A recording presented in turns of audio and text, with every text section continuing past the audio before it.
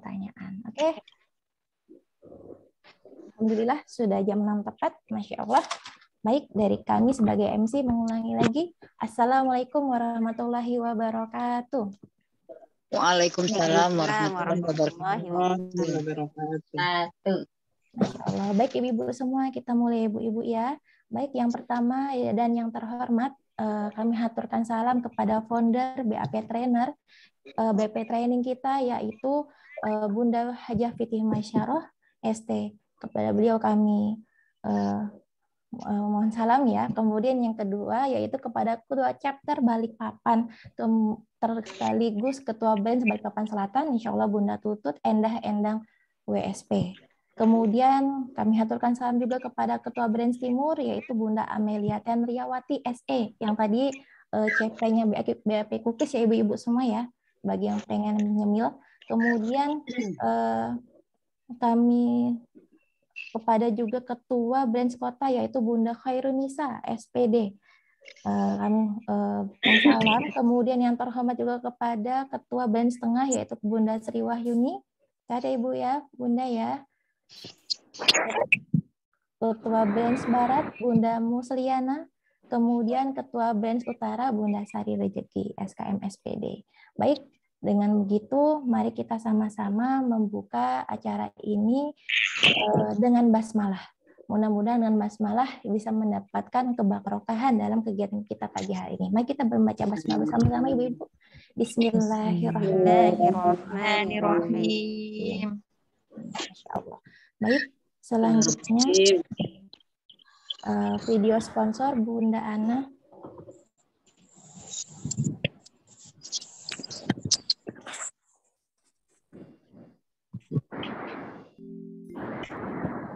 Baik, ini kami mengingatkan kembali dan mengulang kembali, insya Allah sponsor utama kita hari ini BRS, yaitu ada 3 macam.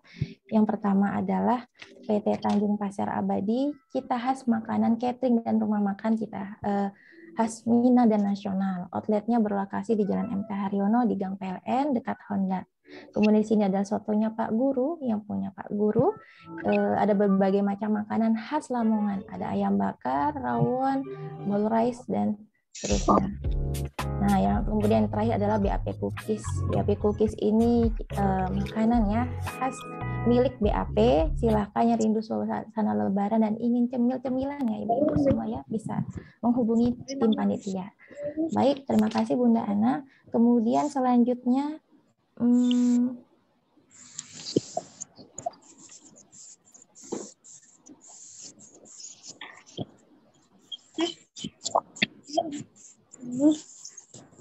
maaf Bunda Sari, langsung ya Bun ya.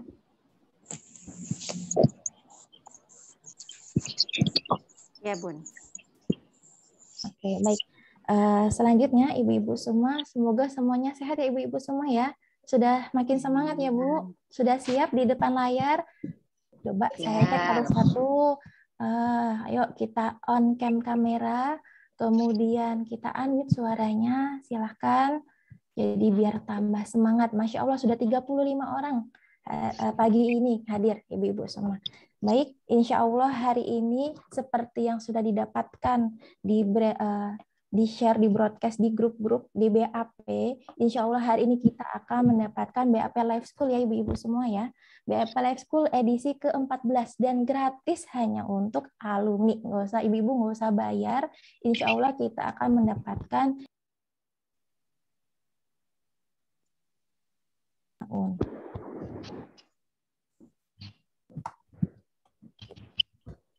tes, mohon maaf di tempat saya layarnya gelap. Oh ya. Oke. Tadabbur Quran Surat Al-Maun ini insya Allah ibu-ibu sudah hafal semua ya ibu-ibu ya. Apa depannya Bu? Depannya Ara'aital ladzi yukadzibu. Insya Allah hari ini akan dibawa oleh narasumber kita, seorang Bunda Ustadzah gitu yang beranak 2, dan beliau juga adalah pendidik dan pengajar. Sudah beberapa tahun ya, belasan tahun, dan mungkin ya insya Allah belasan tahun. Beliau insya Allah juga memiliki banyak pengalaman organisasi, baik itu di sekolah, di kampus, hingga pada akhirnya hari ini beliau juga masih banyak ya, walaupun ibu beranak dua, tapi tetap mau semangat seperti ibu-ibu semua, Masya Allah. Dan beliau juga adalah lulusan pondok dan juga universitas. Jadi insya Allah ilmunya terpakai, bisa berkombinasi yang mana update ya ibu-ibu semua ya, ilmu tentang Islam, kemudian disesuaikan dengan kondisi kita hari ini. Baik, siapakah dia? Yaitu insya Allah Ustazah Bunda Nurani. Nurani, kepada Bunda Nurani kami persilahkan. Silakan Bunda. Baik Bunda Ika, jazakillah. Saya izin share screen ya, Bunda-bunda. Ya, silakan Bunda.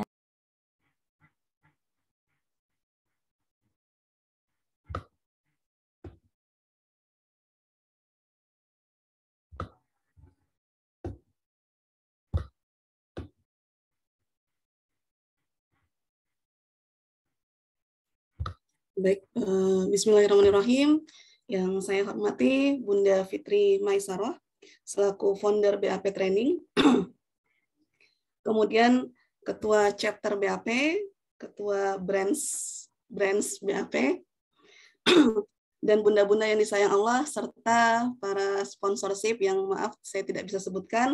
Insya Allah sponsorship dirahmati Allah ya, karena banyak sekali sumbangsihnya. Masya Allah. Bismillahirrahmanirrahim. Assalamualaikum warahmatullahi wabarakatuh. Waalaikumsalam warahmatullahi wabarakatuh. Oke, sehat bunda-bunda? Alhamdulillah. Alhamdulillah. Ya. Allahu Akbar. Allahu Akbar. Alhamdulillahilladzi hadana li hadza wa ma kunna linahtadiya laula an hadanallah. Assalatu wassalamu ala man la nabiyya ba'dah, istafallahu bil huda wa ila syairil ibadah, al-ba'us rahmatan wa liman hawah wa la alihi wa sahbihi wa mawalah wa ila yaumil qiyamah, amma ba'du.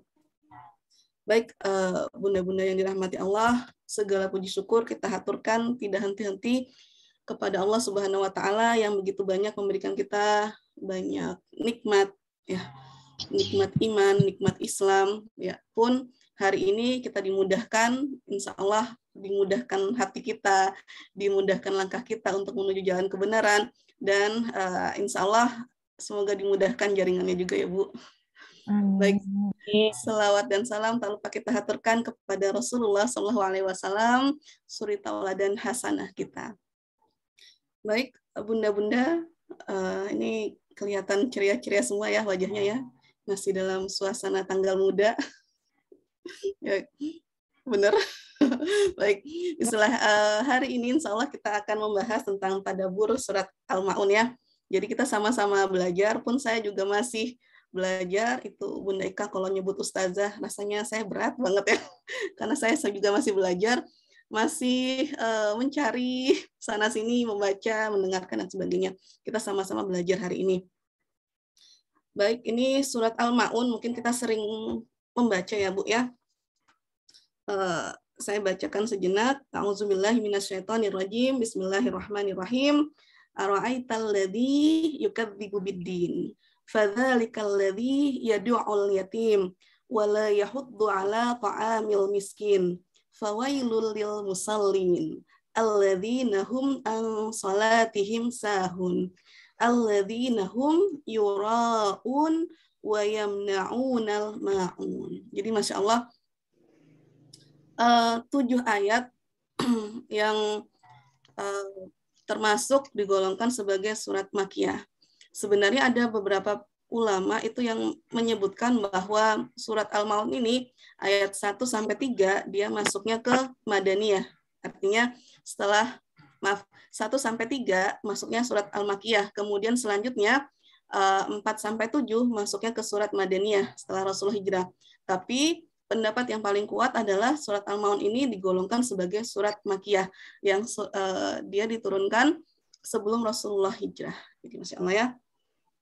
Baik, saya mengutip kalimat Imam Fakhrur Razi dalam Tafsir Al-Kabir mengatakan, jadi ini penulis tafsir ya Bu. Penulis tafsir, setelah beliau menafsirkan surat Al-Ma'un ini, beliau berdoa dalam tulisannya.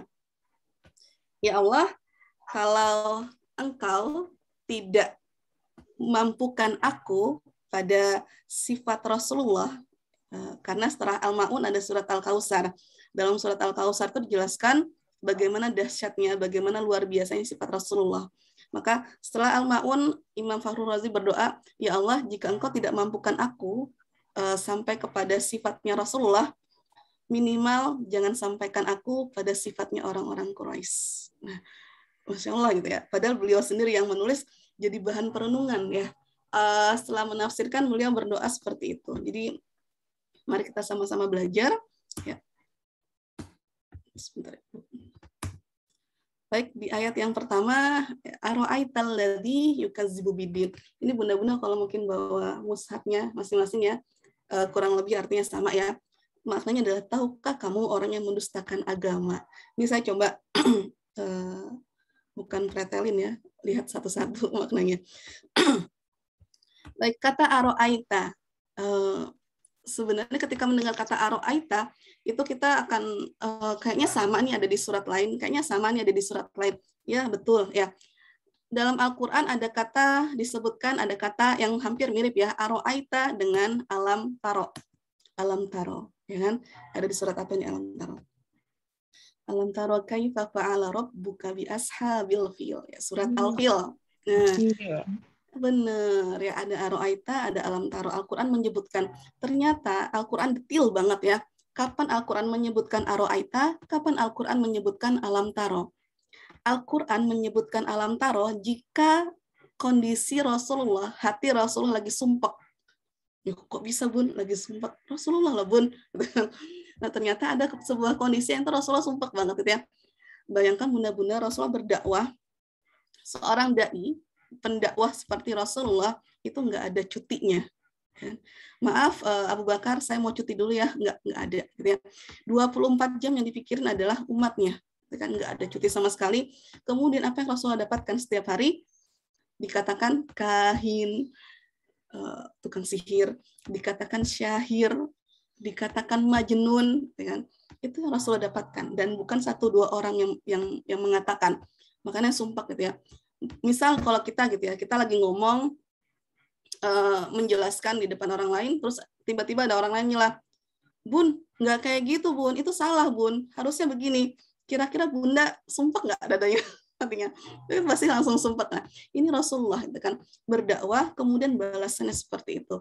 Atau berkaca pada Nabi Musa. Nabi Musa itu kan diperintahkan oleh Allah, wahai Musa, izhab ila fir'auna innahu tagha. Musa, pergilah kepada Fir'aun yang telah melampaui batas. Nabi Musa tahu, gitu kan, ya Allah, Fir'aun itu, kalau aku berdakwah ke Fir'aun, pasti bales, dan balesnya Fir'aun tuh kata-katanya kasar. Kalau dalam Al-Quran, Fir'aun itu kalau mau menyembelih, nah dia, Fir'aun itu membunuh anak bayi laki-laki itu kan, itu bahasanya sebenarnya menyembelih, zabaha. Tapi buat Fir'aun, kalimatnya bukan zabaha, muzabzab. Artinya bukan cuma disembelih, tapi digorok. Gitu. Jadi Fir'aun tuh kalimatnya kasar. Dan Nabi Musa tahu itu. Buat Nabi Musa, aku kalau diomongin kasar, aku nggak bisa. Gitu ya. Sumpah, nggak bisa ngomong lagi. Gitu. Nggak bisa ngomong lagi. Kalau sudah nggak bisa ngomong lagi, bukan lisan yang bicara, tapi ini. Kalau Nabi Musa nih, Nabi Musa kalau sudah sumpah, bukan lisan yang berbicara, tapi bogemnya. Saking kuatnya Nabi Musa. Nah ini Rasulullah pun juga pernah sumpah gitu ya. Kemudian alam taro ketika Rasulullah sumpah, gitu kan. Sama dengan alam nasroh itu kan turunnya ketika Rasulullah dikatakan dikucilkan dan sebagainya, makanya ada turun dengan surat ditenangkan sama Allah dengan alam nasroh. Nah, ini menggunakan aro'aita. Aro'aita fungsinya sebagai penguatan. Berasal dari kata ro'a. Ro'a itu melihat. Melihat. Tapi diartikan melihatnya bukan cuma melihat dengan mata, tapi ternyata kita bisa melihat melalui akal. Kalau orang Inggris mungkin ngomongnya gini. Misal ditanya ya, berapa sih harga spidol ini? Oh, 2.000. Terus dibalas, oh, I see. Ada nggak? Pernah dengar? Dia mau bilang, oh I know, saya tahu, tapi dia nggak ngomong, oh I know, oh I see, saya tahu, gitu kan, saya tahu. Jadi tahunya itu bukan cuma dengan mata, melihatnya bukan cuma dengan mata, tapi dengan akal. Jadinya tahu ya. Aro'aita, tahukah kamu? Orang-orang alladzi yukadzib. Nah, ini sebenarnya ketika turun Ara'aita surat Al-Maun itu audiensnya adalah orang-orang kafir Quraisy.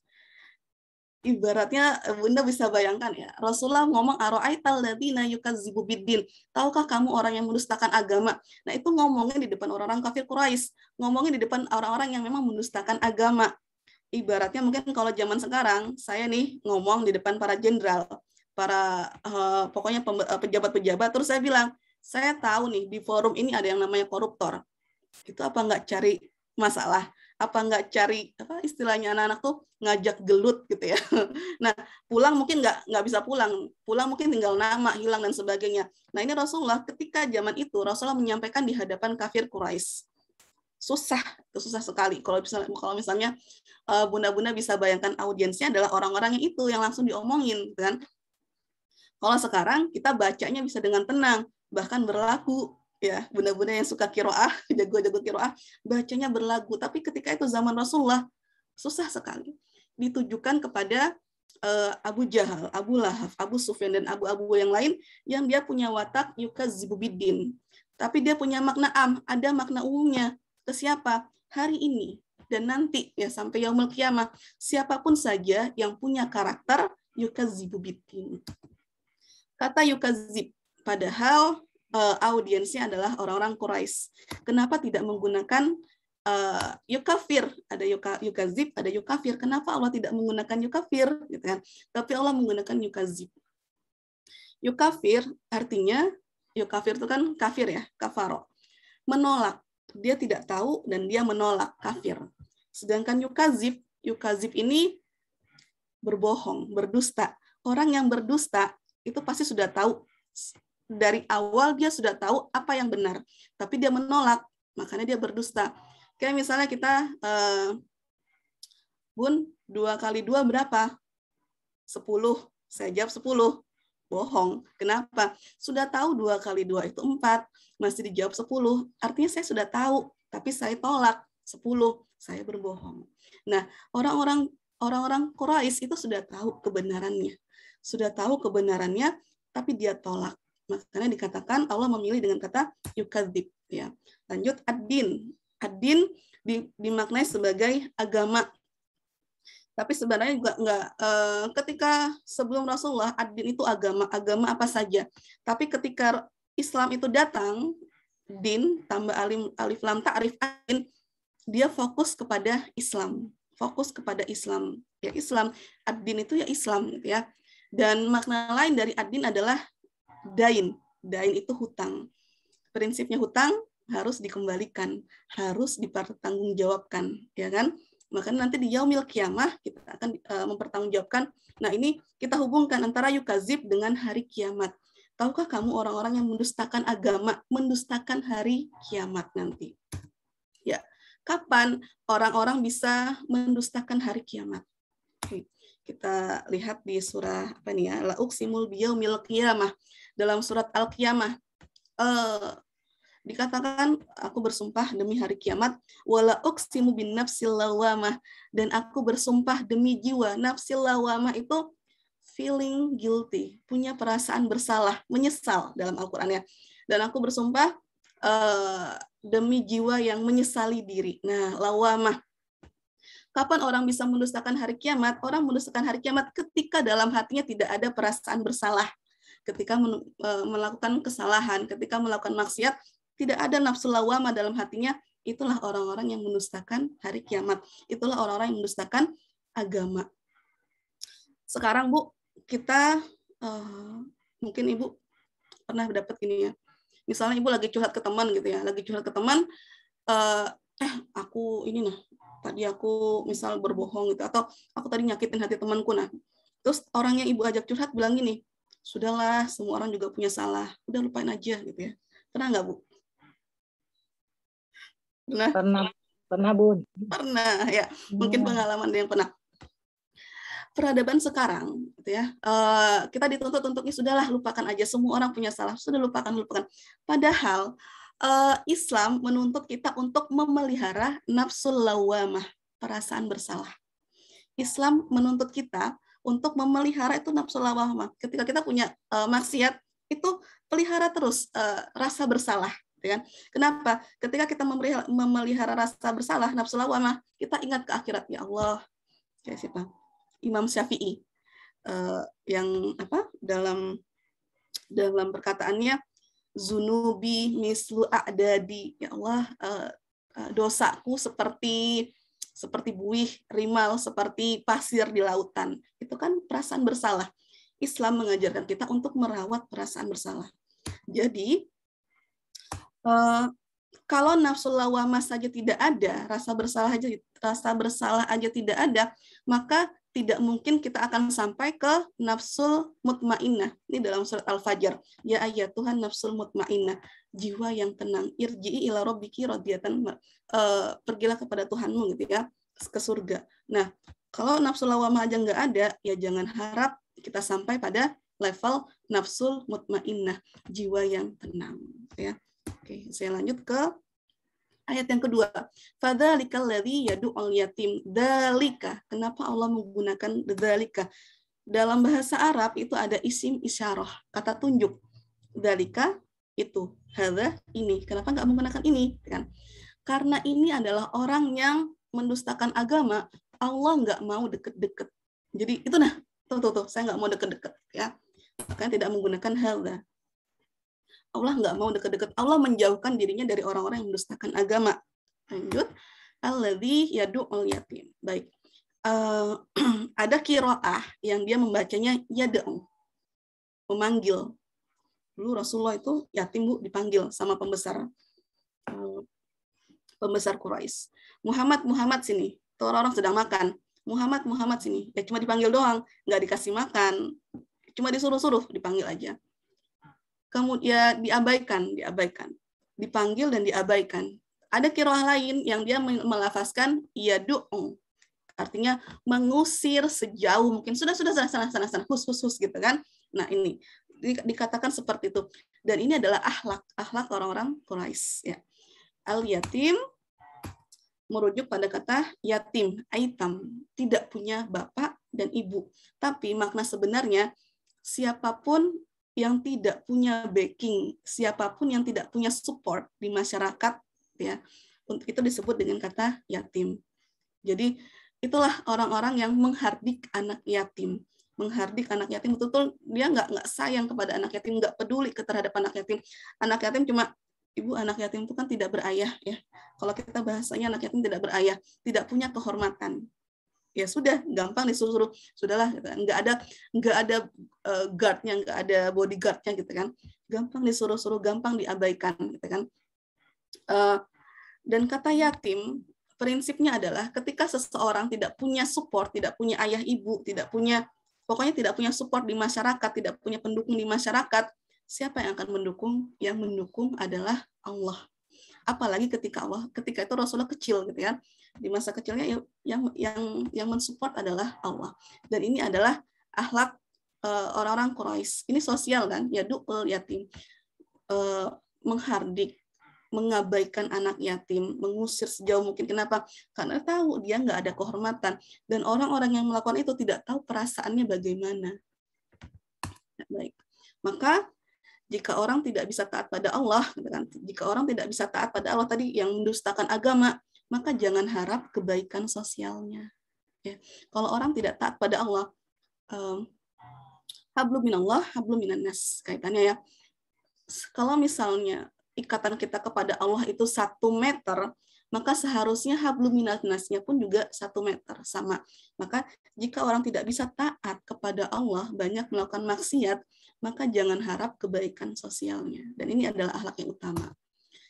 Di ayat yang ketiga, wala yahuddu ala ta'amil miskin. Nah, ini akhlak yang ketiga. Tadi orang-orang yang mendustakan agama, yang pertama adalah menghardik anak yatim. Ya, mengusir sejauh mungkin, tidak peduli terhadap anak yatim. Meremehkan anak yatim karena tahu anak yatim tidak punya support dari ayahnya. Dan lebih luas lagi adalah siapapun yang tidak ada support dari masyarakat.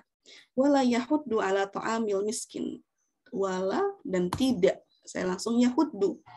Yahudu itu kalau dalam bahasa ini Al-Qur'an ya tidak mendorong. Ya, makna sebenarnya adalah Yahudu itu tidak menyarankan, tidak menganjurkan. Tidak menyarankan, tidak menganjurkan. Ya. Saya lanjut ke ala ta'amil miskin. Nah, ala ta'am itu makanan sebenarnya, makanan. Tapi bukan hanya makanan ya, Bu ya. Sebenarnya maknanya lebih pada hak. Hak ya. Di sana adalah hak, ada hak orang lain. Dalam harta kita itu ada hak orang lain. Artinya bukan misal gaji kita 3 juta gitu ya. Misal gaji kita 3 juta. Oke, ini saya sisihkan, bukan disisihkan ya. Tapi memang sudah ada hak orang lain. Allah titipkan dalam harta kita itu sudah hak orang lain, bukan kita ya sudahlah keluarkan. Bukan, itu memang sudah wajib dikeluarkan. Itu punya orang lain, itu bukan punyamu. Bukan punya kita, itu memang punya orang lain. Jadi wala yahuddu ala ta'amil miskin, tidak mau menyarankan, tidak mau menganjurkan untuk mengeluarkan haknya orang miskin. Siapa orang miskin? Miskin berasal dari kata sakana. Sakana itu diem. Atau apa? Kalau orang nikahan sakinah, mawaddah gitu kan, sakinah, tentram gitu kan.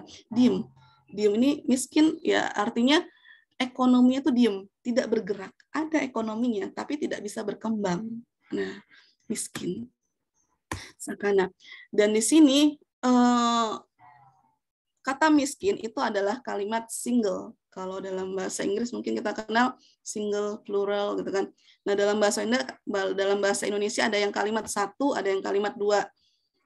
Maksudnya satu orang, misalnya mobil, satu. Mobil banyak. Nah, ini kalimatnya jamak dan mufrad ya. Miskin itu satu orang miskin. Kenapa Allah nggak sebutkan masakin, orang-orang miskin? Masakin ini jamak. Masakin, orang-orang miskin. Kenapa? Jangankan orang-orang miskin, satu orang miskin saja kamu tidak mau, gitu kan? Allah mau bilang, jangankan kamu ngasih haknya orang lain, ngasih makan orang lain, menyarankan saja kamu tidak mau, gitu kan? Menyarankan saja kamu tidak mau. Jadi berat nih, tidak mau mendorong. Ini belum ngasih makan ini. Menyarankan orang lain untuk ngasih makan saja dia tidak mau. Ya.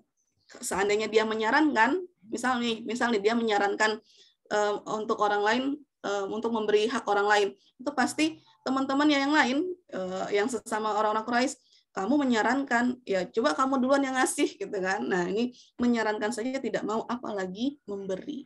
Ya. Jadi ini adalah akhlak yang utama. Betul-betul bakhil, medit, kalau bahasa Jawa itu melki. Jadi benar-benar ditahan banget gitu ya, ditahan banget hartanya.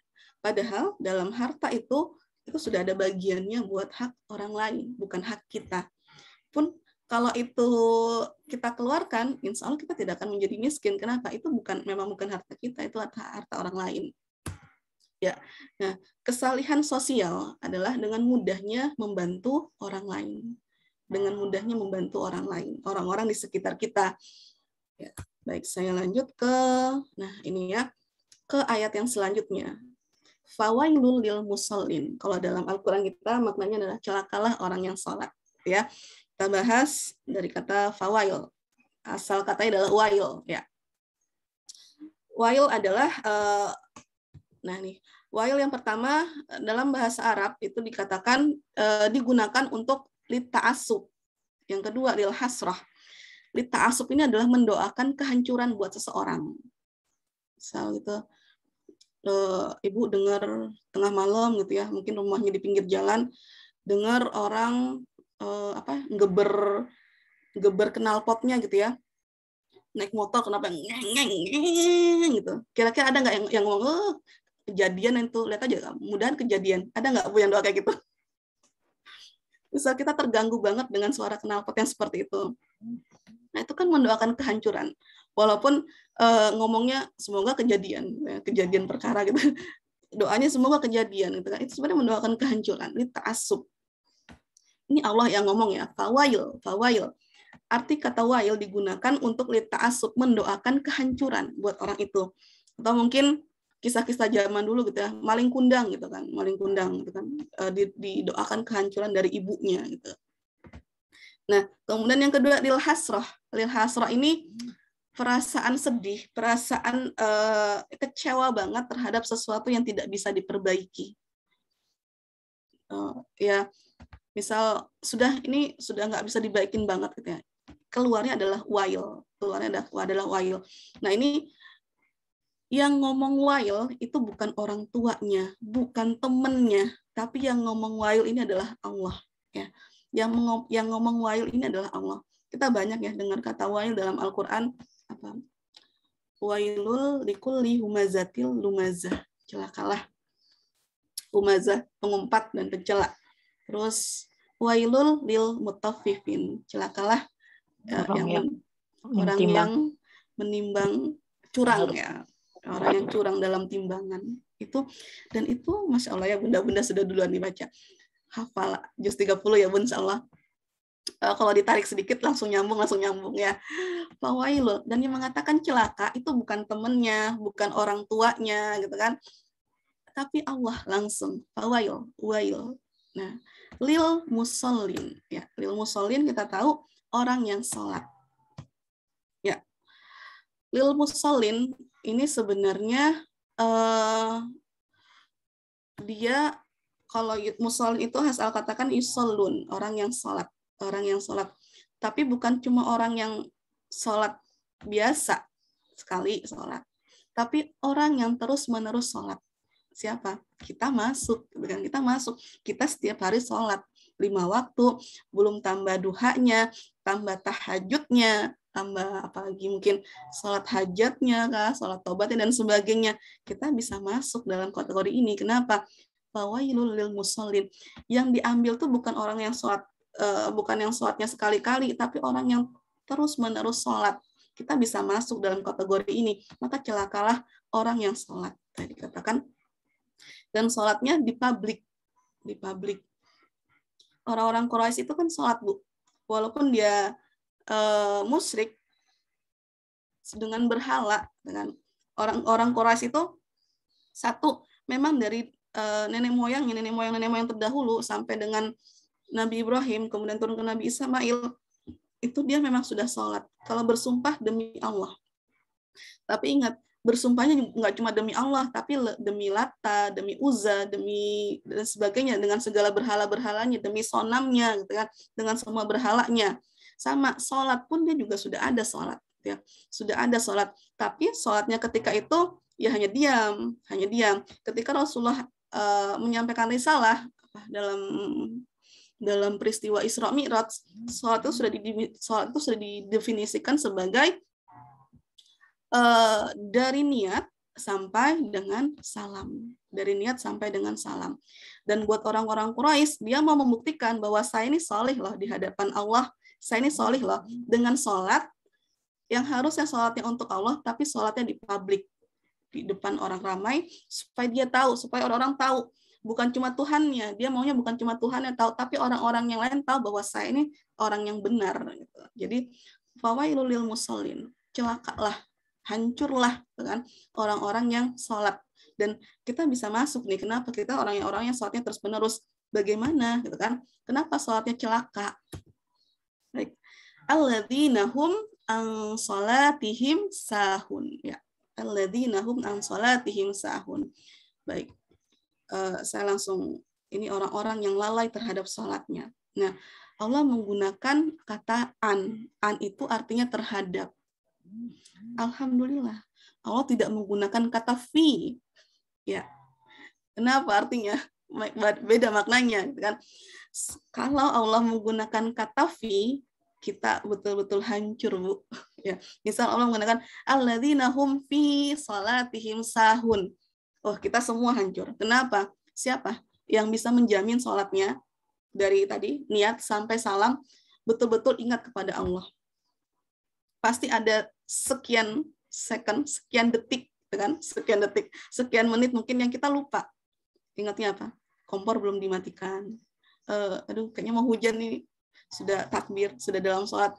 Aduh, jemuran belum dientas, belum diambil, kan? Aduh, sebentar lagi jemput anak dan sebagainya, kan?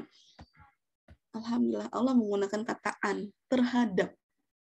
Kalau kata fi itu semua sholat kita tuh betul-betul wild kita, betul-betul gagal kita sholat kita. Ya, kenapa? Karena nggak ada jaminan. Kita tidak bisa menjamin sholat kita dari awal sampai akhir betul-betul ingat kepada Allah, betul-betul ada menghadirkan Allah dalam sholat kita. Pernah dengar kisahnya Abu Thalib, Ali bin Abi Thalib, gitu ya. Ali bin Abi Thalib. Ini bukan cuma Ali bin Abi Thalib, semua sahabat ditantang sama Rasulullah, siapa yang sholatnya bisa khusyuk dapat hadiahnya dapat syal, dapat surbannya Rasulullah, itu. Nurani mengingatkan 15 menit lagi ya Bun. Oke, baik Bun, ya, dapat surbannya Rasulullah. Itu satu persatu para sahabat gugur, ya. Hanya 2 rakaat saja. Rasul bilang sholat 2 rakaat, sholat sunnah 2 rakaat, yang khusyuk, betul-betul khusyuk, yang menilai khusyuk atau tidak kan diri kita sendiri kan. Itu sahabat gagal, pergi gitu kan, berdiri dan sebagainya. Pokoknya pergi. Hanya tinggal Ali bin Abi Thalib. Ya. Sejenak di rakaat terakhir sebelum salam dia gagal. Kenapa? Karena dalam hatinya yes gitu kan, yes, tinggal terakhir, sebentar lagi dapat surban, langsung gagal. Kenapa? Ingatnya ke siapa? Ingatnya ke surban. Jadi masa Allah tidak menggunakan kata fi. Kalau Allah menggunakan kata fi, kita semua gagal, kita semua fail dalam sholat kita. Allah menggunakan kata an terhadap sholatnya, ya, terhadap sholatnya.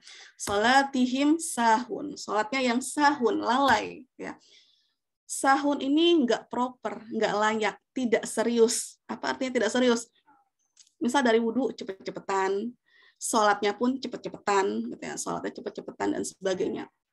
Nah, Imam Syauqani menyebutkan ciri-ciri orang yang sahun adalah orang yang sholat kemudian kadang-kadang nggak sholat, bolong berarti ya. Orang yang sholat kadang-kadang nggak sholat, bolong sholatnya. Itu orang-orang yang sahun, masuk dalam kategori sahun. Kemudian orang yang sholatnya di akhir waktu, apa Bun? Zuhur ke asaran, asar ke maghriban, maghrib ke isyaan, kira-kira kayak gitu. Nah, orang yang sholatnya di akhir waktu, tunggu, entar lagi. Hampir maghrib dia baru sholat asar, hampir isya dia baru sholat maghrib. Ini yang masuk ke dalam sahun. Yang ketiga, orang yang sholatnya tidak layak, tidak tumaninah, tidak proper, ya nggak pantas gitu ya. Tadi wudunya cepet-cepetan, pokoknya selesai. Ibu bayangkan ya, Rasulullah itu sholatnya sampai dalam hadis infatora kodama, tafatorna kodama, pecah-pecah kakinya, ya kan, sampai pecah-pecah kakinya. Ibu tahu, saya mikir ya, nggak mungkin orang kalau bukan karena cinta itu bisa pecah-pecah kakinya dalam sholat. Kalau selevel kita mungkin sholatnya cuma menggugurkan wajiban, yang kedua dapat pahala gitu kan. Itu kan sholat kita, level sholat kita. Tapi Rasulullah yatafattarna qadama, sampai kakinya pecah-pecah, itu levelnya Rasulullah. Tidak mungkin kalau bukan karena cinta sampai mau berdiri sampai pecah-pecah kakinya. Atau mungkin nonton film Shah Rukh Khan yang mana aja gitu kan. Itu Shah Rukh Khan ngapain ya dia mau berdiri di depan pintu rumah kekasihnya, hujan-hujan gitu kan, petir dan sebagainya, kalau bukan karena cinta, gitu kan. Itu kalau nonton ya. Nah, ini Rasulullah seperti itu. Kemudian yang keempat, orang yang sholatnya sangat cepat. Allahu Akbar, sami Allah liman hamidah. Pokoknya cepat, bacaannya cepat. Waladolin amin yasin, Allahu Akbar. Dengan kayak gitu. Bacanya yasin, panjang tapi pendek gitu ya. Orang yang sholatnya cepat.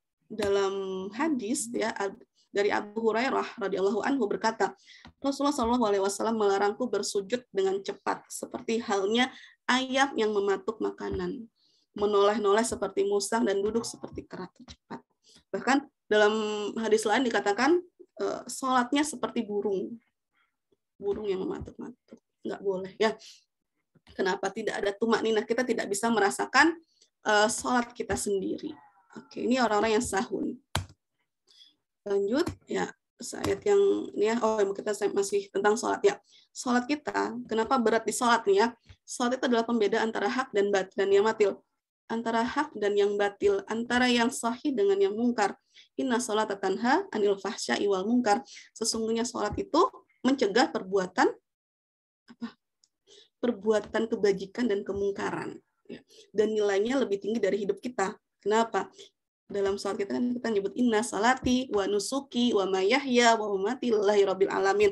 Sesungguhnya salatku, ibadahku, hidupku dan matiku hanya untuk Allah, Tuhan semesta. Ibu, saya mau tanya, seandainya ini Allah ngasih kesempatan kepada kita, coba tulis ulang doa ini, kira-kira ibu mau menyusun yang mana? Salatku, ibadahku, hidupku, atau matiku duluan? Orang normal pasti akan menuliskan apanya dulu? Hidupku, ya kan? Sesungguhnya hidupku, ya Allah. Matiku. Kenapa? Kalau mati nggak ada yang mau sama orang mati, kan? Nggak ada yang mau sama. Ya Allah, sesungguhnya hidupku. Tapi Allah tidak menggunakan kata hidupku. Tidak menggunakan hidup kita. Kenapa? Hidup kita tidak akan ada harganya kalau kita tidak sholat. Makanya nilainya lebih tinggi daripada hidup kita. Allah menggunakan inna sholati wa nusuki wa mayahya wa mamati lillahi rabbil alamin. Ayat yang ke-6, alladzina hum yura'un. Orang yang berbuat riya, tujuan sholatnya show off. Ya, ini loh saya.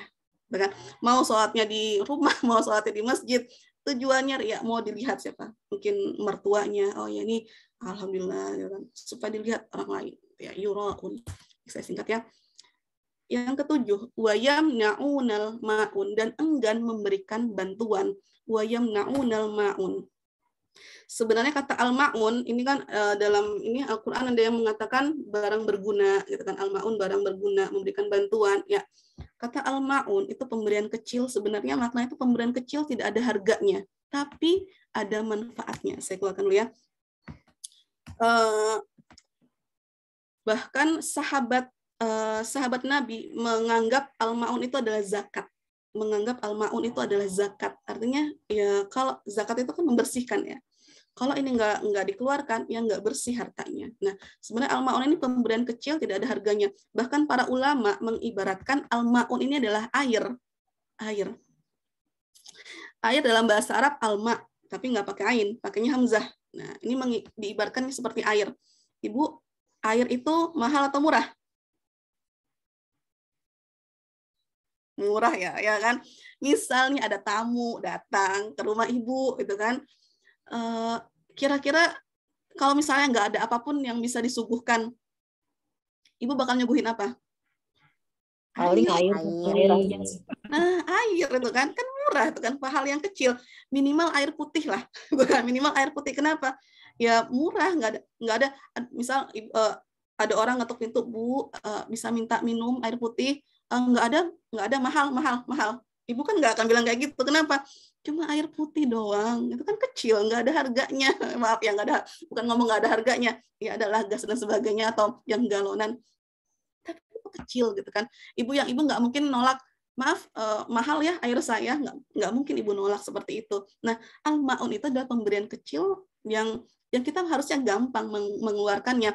Bahkan sahabat Nabi itu mengeluarkan zakat kayak ngeluarin air, ya ngeluarkan zakat tuh kayak ngeluarkan air.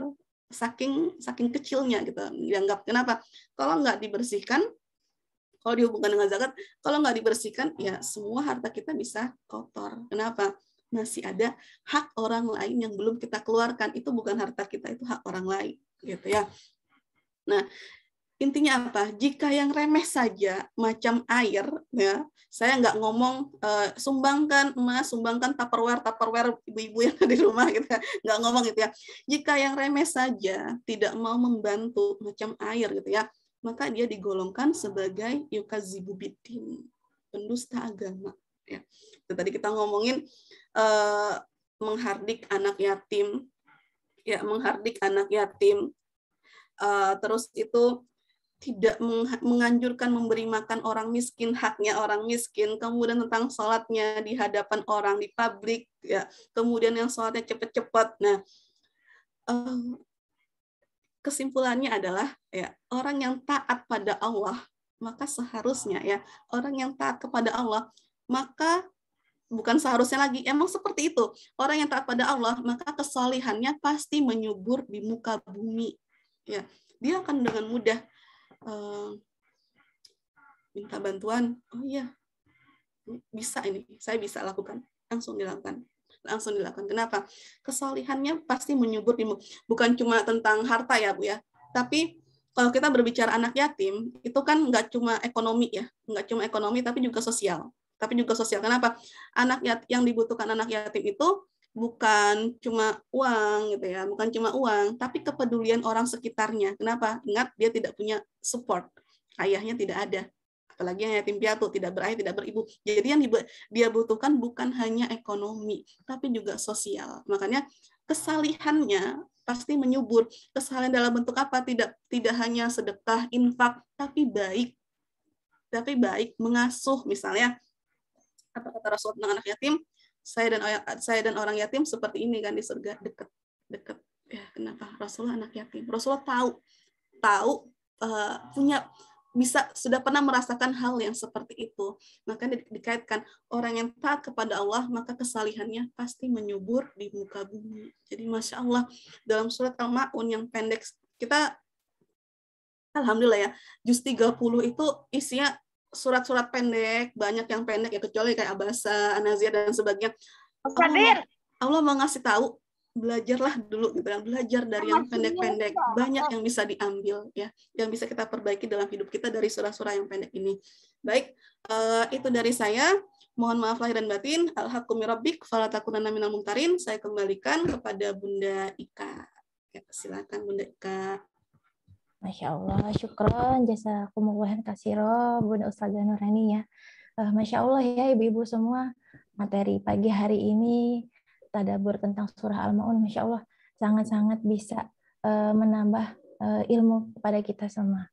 Nah, jadi sekarang yang ditunggu-tunggu ini ya Bunda Nurani ya, sudah ada yang mengacungkan tangan. Baik, kita buka dua penanya. Silahkan kepada yang sudah bertanya dulu mengusungkan tangan, Bu Armiana. Silakan Bu Armi. Terima kasih. Saya ingin bertanya Ustazah mengenai poin yang tadi yang mengenai ciri-ciri yang dari Imam Syaikoni tadi, nomor 3, poin nomor 3 itu tolong dijelaskan kembali, agak kurang jelas. Iya, Bu. Sholat tapi tidak layak, tidak tomani. Benar Bu, ini bagus nih Bu. Orang yang sholat tapi tidak layak, nggak proper, nggak pantas. Sholatnya nggak tumak ninah. Tumak ninah itu tenang Bu. Tumak ninah itu tenang. Indikator kita bisa sholat tenang adalah dari gerakan aja ya. Kalau awal-awalnya kan kalau mau sholat khusyuk itu apa? Dari wudhunya benar sesuai dengan rukun-rukunnya. Terus tempatnya suci dan sebagainya, pakaian suci dan sebagainya gitu ya. Kemudian masuk ke tumak ninahnya itu kalau orang pengen sholatnya khusyuk ya, masuk ke tumak ninah ya, bagian dari sholatnya, bagian dari inti sholatnya. Kalau mau tahu orang yang sholat mau pengen sholat kita tumak ninah, bukan mau tahu orang sholatnya tumak ninah ya, mau tahu sholat kita sendiri. Kenapa? Kita ini belajar bukan untuk menilai orang lain, tapi menilai diri kita sendiri ya. Kita belajar, kita taklim, mendengarkan banyak tausiah, bukan untuk menilai orang lain tapi menilai diri sendiri. Ya orang yang sholatnya tidak tumaninah, kita lihat diri kita. Ukurannya adalah misal ya, Ibu takbir. Allahu Akbar. Sudah, baru baca doanya, baca bacaannya. Selesai baca bacaannya, Allahu Akbar, ruku dulu, luruskan dulu punggungnya, baru Ibu baca. Jangan Allahu Akbar sambil gerak nih. Allahu Akbar, Subhana Rabbiyal Azim, sambil gerak sudah baca Subhana Rabbiyal Azim, Subhanallah, sambil gerak. Nah, jadi luruskan dulu gerakannya, baru Ibu baca. Sudah? Jangan langsung berdiri. Sudah? Kasih jeda. Nafas dulu. Baru naik. Sami Allahu liman hamidah. Selesaikan dulu kebacaannya. Kasih jeda lagi. Jangan langsung turun. Kasih jeda lagi. Baru sujud. Selesaikan dulu gerakan sujudnya. Baru baca. Selesai baca. Kasih jeda sedikit lagi dulu. Ya, biar ibu-ibu selesai. Aku sudah selesai sujud. Baru ibu duduk lagi. Sebenarnya kan kecepatan kita nggak bisa menilai, oh ini sholatnya lama, khusyuk nih. Kita nggak bisa nilai seperti itu. Ya. Yang tahu ya kita sama Allah. Yang tahu kita sama Allah. Kita tumak ninanya seorang ya yang tahu ya dia sama Allah. Kenapa? Orang baca itu kan kecepatannya relatif ya. Ada yang dia saya segini nih, apa namanya, tenangnya saya baca subhana rabbiyal azim wa bihamdi subhana rabbiyal azim, subhana rabbiyal azim, silahkan. Nah itu cuma orang yang tumakninah, orang yang tenang sholatnya tadi, selesaikan dulu gerakan baru baca, jeda sebentar baru dia naik ganti gerakan, ya, selesaikan dulu gerakan. Jadi setiap step tahapan sholat dia tenang, tidak terburu-buru. Walaupun misal di belakangnya tuh anaknya narik-narik mukenanya, ya kan, kita banget gitu ya. Narik-narik mukena atau mau BAB dan sebagainya, makan gitu, susu gitu kan, ini dan sebagainya. Ya, tapi kita masih memang seperti itu gitu kan. Kita dengar gitu, kita tahu gitu kan, dalam sholat kita tahu, tapi kita berusaha untuk tetap tenang. Nanti dulu. Nah, mungkin dalam hati ibu bilang, ya sebentar, nanti dulu nak ya, tunggu sebentar gitu kan. Tapi ini tetap nyambung pada Allah, dan tetap nyambung kepada Allah. Dan kita berusaha sekuat mungkin untuk bisa tenang, untuk bisa tetap dalam sholat kita, walaupun di dalam tuh di sekitar kita huru-hara akhir zaman kali ya, di sekitar kita huru-hara anak-anak kita dengan tingkahnya sebagainya. Itu tumakninah. Orang yang dikatakan sahun karena dia tidak layak dalam sholatnya, nggak tumakninah, nggak tenang dalam sholatnya. Itu Bu. Gimana Bu Armiana? Makasih saja, Syukro. Sama-sama Bu, Masya Allah pertanyaannya ya. Ini keren Bu, Ibu mau tahu lebih banyak ya. Cerdas sekali, dia bagus sekali Bu dan Nurania. Syukran Bun untuk penjelasannya. Baik, selanjutnya dibuka pertanyaan kedua. Silakan yang mau bertanya, Ibu-ibu. Saya Bu. Ya, Bu Nama, Bu? Mariat. Bu Mariat. Oh ya, silakan Bu Mariat. Assalamualaikum Bun. Waalaikumsalam Bu Mariat. Saya bertanya Bun tentang ini ya, anak yatim. Bunda sampaikan tadi, pengertian anak yatim yaitu anak yang tidak punya ayah. Maksud saya begini, apakah yang dimaksud tidak punya ayah itu cuma yang sudah meninggal ayahnya? Apabila ada kasus atau kejadian orang tua yang berpisah, ibaratnya suami istri yang telah berpisah, itu kan masih hidup. Nah, yang di dalam perpisahan itu apakah sementara anak ini ikut ibunya, ya? Nah, apakah yang kejadian seperti ini, anak yang seperti ini juga disebut anak yatim, Bun? Terima kasih. Baik Bu Mariat, Masya Allah ya, barakallah. Ya, yatim, anak-anak aitam, ya, dia tidak punya, kalau dalam orang-orang Arab dulu, ya tidak punya bapak, tidak punya ibu, wafat, ya ditinggalnya meninggal gitu ya. Jadi kalau dia kasusnya, misal sebenarnya ada ayahnya tapi cerai gitu kan, divorce, cerai gitu ya. Ya dia tidak bisa disebutkan sebagai anak yatim. Kenapa? Ayahnya ada atau misal ayahnya pergi sudah lama nggak ada kabar, merantau misal jadi TKI kah, itu kan merantau. Intinya mohon maaf Bun, intinya tidak menafkahi seperti itu nah Bun. Intinya sama sekali tidak menafkahi, itu maksud saya. Iya, tapi karena dia tidak ditinggalkan sebenarnya, ya hanya masalah nafkah kan, masalahnya nafkah, dia tidak bisa disebut sebagai anak yatim. Nanti kalau misalnya Bu, Ibu mau misalnya Ibu mau ngasih gitu kan, mau ngasih ya kan, ngasihnya adalah karena dia ekonominya tidak bergerak, secara ekonomi dia harus dibantu, ekonominya tidak mampu. Nah, dia tidak bisa dikatakan sebagai anak yatim. Kenapa? Karena sebenarnya ayahnya ada, gitu ya. Bu. Makasih ya Bun. Sama Bu Mariat. Ini ketemu ya Bu yang kayak gitu Bu. Ya itu ibaratnya untuk diambil hikmahnya dan biar tambah ilmu aja sih Bun. Iya, keren Ibu. Allah. Pertanyaannya ini ya. Baik, masih ada waktu sekitar 5 menit lagi mungkin. Bisa satu penanya lagi. Silakan ibu-ibu. Ada yang masih mau bertanya? Bahasannya seru ya Ibu ya. Kita membelajar tentang Al-Quran, cuma surah Al-Ma'un, tentang sholat, tentang celakanya orang sholat, kemudian hal-hal lain ya. Silakan ibu-ibu. Ada lagi yang mau bertanya? Oke, nggak apa-apa Bun kalau nggak ada yang bertanya, saya agak sedikit lebarkan lagi ya. Ya, silakan Bunda.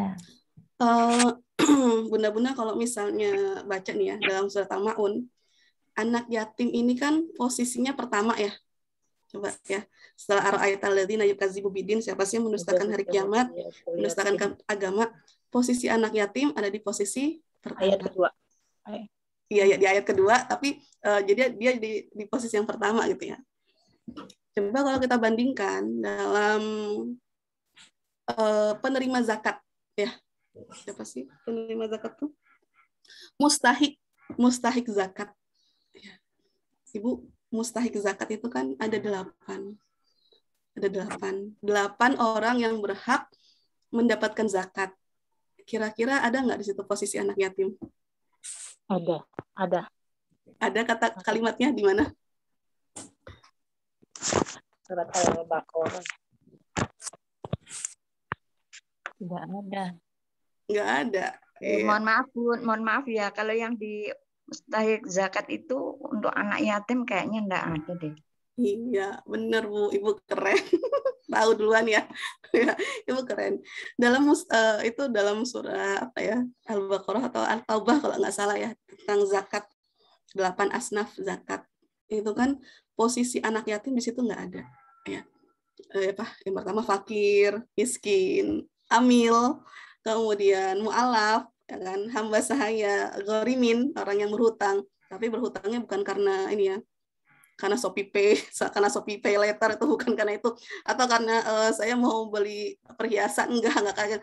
Dia berhutangnya buat kehidupan sehari-harinya dia, buat yang dasar-dasarnya dia ya, bukan karena berhutang pengen punya rumah dan sebagainya, pengen punya mobil, enggak, itu enggak masuk gharimin ya. Fisabilillah, ada kemudian ibnu sabil, orang yang dalam perjalanan ya. Anak yatim tidak ada di situ. Kenapa? Padahal di surat Al-Maun anak yatim pertama posisinya. Kenapa Bu? Ada yang bisa? Ada yang tahu? Ya. Mohon maaf banget. Iya Bu Mariat. Ya mungkin ya itu tadi yang Bunda bilang, kan karena ibaratnya kalau anak yatim istilahnya kan kita masih bisa membantu, ibaratnya yang ini kan, yang sebagai saudara Muslim ya, mungkin karena itu kali jadinya enggak dicantumkan di situ. Iya Bu ya. Jadi kalau kita ngomongin yatim, sebenarnya bukan masalah ekonomi saja, tapi masalah sosial ya, masalah sosial. Mungkin sekarang nih ya Bu ya, Ibu lihat ya anak yatim, mungkin kita sering melabelin gitu ya, wah ini nakal ini gitu kan, anak yatim nakal gitu kan, sering nggak ada di sekitar Ibu gitu kan, nakal ini, ya iyalah soalnya dia yatim gitu kan. Ada nggak Bu anak yatim terus kita labelin nakal karena dia banyak tingkah dan sebagainya, ada nggak? Ada nggak Bu? Ada gitu kan. Dan itu dia yatim, kita labelin nakal gitu. Karena dia memang nakal, ya sudah dia memang nakal, oke. Tapi itu bukan nakalnya itu sebenarnya bukan karena dia yatim, karena tidak ada support, tidak ada ibaratnya tidak ada model. Tidak ada yang merangkul, nggak ada yang ngerangkul, nggak ada modelnya, kan nggak punya ayah, nggak ada model yang bisa dia tiru gitu kan. Dan kita butuh peduli untuk dia. Bayangkan Rasulullah yatim, apakah Rasulullah nakal? Rasulullah ya tidak. Enggak. Modelnya kakeknya. Ada modelnya, dan orang-orang di sekitar harus jadi model. Siapa lagi tuh ya, banyak ya, imam-imam yang lain, atau bahkan Ali deh, bukan Ali yatim, apakah dia nakal? Enggak, gitu kan? Enggak. Bahkan kita harus peduli. Makanya berbicara yatim itu bukan cuma masalah ekonomi, tapi juga sosial. Kenapa? Hari ini nih, kalau misalnya yatim itu dimasukkan dalam zakat, dia harus dapat, gitu kan? Ada nama yatim sendiri. Oh, nanti itu Bu, misal nih Pak Presiden kita meninggal, anaknya jadi yatim, dia dapat dong. Ya kan, dia dapat, padahal dia sudah punya warisan banyak. Dia nggak dapat kan harusnya. Kenapa? Makanya yatim itu tidak dimasukkan dalam asnaf. Kalau zakat itu kan lebih banyak ke ekonomi, membantunya di sisi ekonomi. Nah, yatim ini dia lebih banyaknya sosial ekonomi, bukan cuma ekonomi saja, tapi sosialnya lebih penting gitu ya. Sosialnya lebih penting.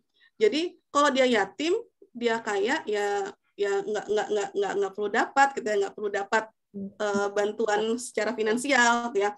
Tapi kalau dia yatim terus tidak mampu, masuknya kemana? Ya bisa dimasukkan ke fakir, ke miskin dan sebagainya. Nah itu makanya dalam zakat itu posisi yatim tidak pertama, ya, tidak di awal. Dalam Al-Ma'un Allah berbicara tentang kepedulian kita terhadap orang lain, kesolihan kita secara sosial. Yatim ditempatkan di pertama. Oke, gitu ya Bun ya. Jadi insya Allah ya, kita banyak diingatkan. Baik, saya kembalikan ke Bunda Ika. Kalau gitu saya salam dulu ya Bu ya. Jadi mohon maaf lahir dan batin. Kita sama-sama belajar. Jika ada salah, jika ada kekurangan, itu murni datangnya dari saya pribadi ya. Mohon maaf lahir dan batin. Assalamualaikum warahmatullahi wabarakatuh. Waalaikumsalam warahmatullahi wabarakatuh.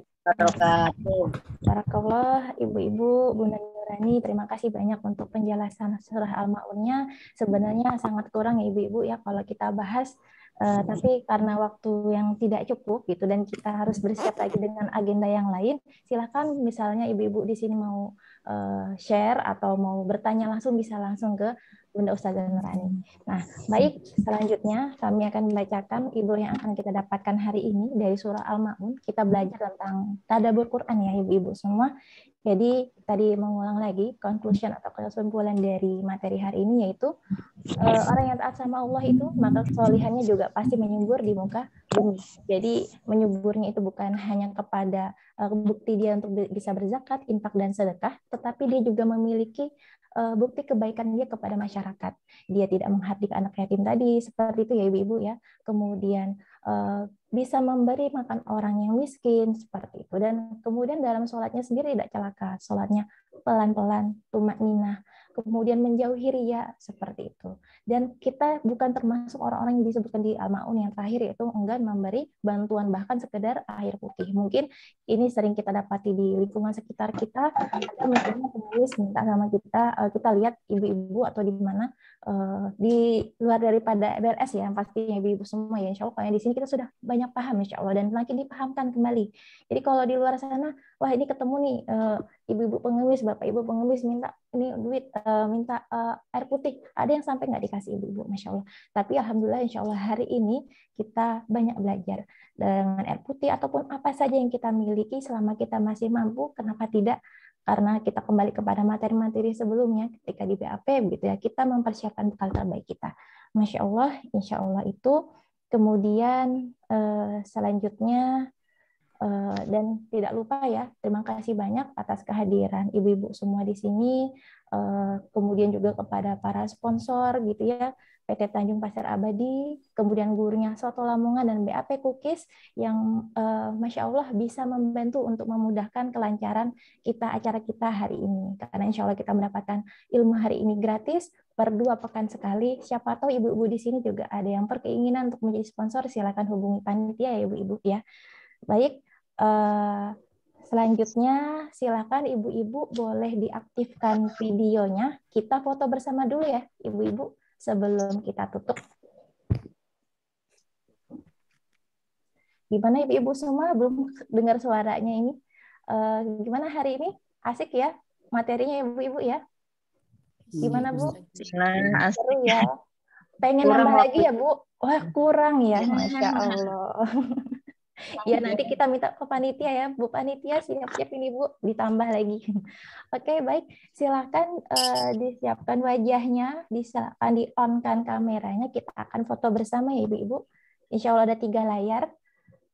On-kan kameranya, wajah terbaiknya dan tercantiknya. Baik, ditunggu semua Bunda Kun, Bunda Yeni, Bu Andi, Bu Radika, Bu Endang, Bunda Fitri, persilanya. Kemudian Bu Yani, Bu Anda Amel, Bunda Tresna, Bunda Melani, Bunda Titin, ayo Bunda Masitoh, Bunda Suwarni, Bu Indriani. Yuk, ini masih banyak yang belum. Mana nih?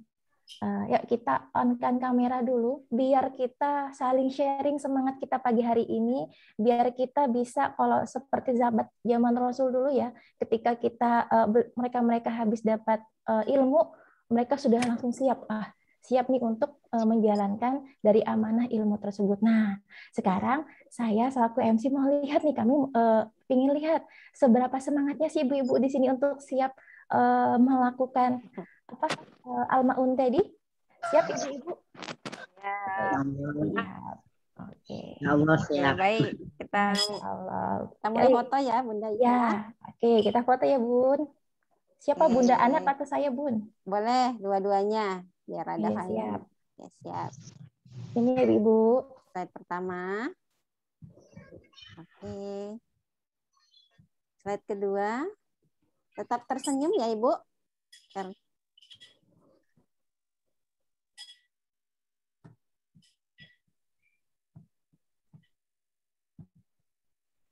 Masya Allah, luar biasa Ibu-Ibu.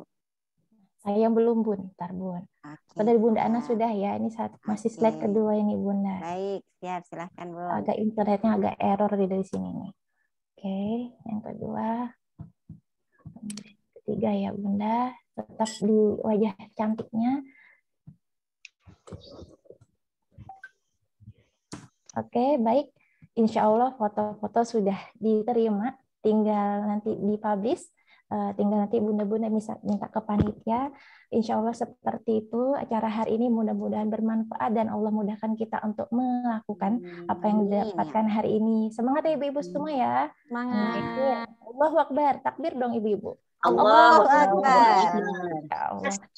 Ustaz Bu Ikayana. Ya, baik. Mari kita tutup dulu acara kita sebelum kita keluar ya Ibu ya dengan membaca istighfar, astagfirullahaladzim.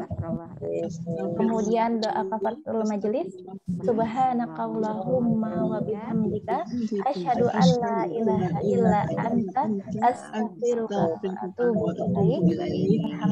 Alhamdulillahirabbil alamin. Saya selaku MC mohon maaf apabila ada kata-kata yang salah. Syukran jazakumullah khairan katsira. Kita ketemu lagi insya Allah di acara-acara BAP selanjutnya. Terima kasih semua. Wassalamualaikum warahmatullahi wabarakatuh. Waalaikumsalam warahmatullahi wabarakatuh. Silakan Bunda. Silakan Bunda Nurani, Mbak Ika dan semua yang terlibat. Sehat selalu buat bunda-bunda semua. Izinlah. Monggo silakan. Assalamualaikum warahmatullahi wabarakatuh. Iya. Monggo silakan ibu-ibu. Ya. Kita boleh live ya ibu-ibu. Duluan. Ya monggo silakan. Assalamualaikum Bun. Waalaikumsalam warahmatullahi wabarakatuh. Terima kasih Bunda Nurani dan Mbak Ika ya. Ya. Saya izin tutup ya Bun. Ya silakan Bunda, monggo Bun. Syukur Bunda. Waalaikumsalam warahmatullahi wabarakatuh. Waalaikumsalam warahmatullahi wabarakatuh.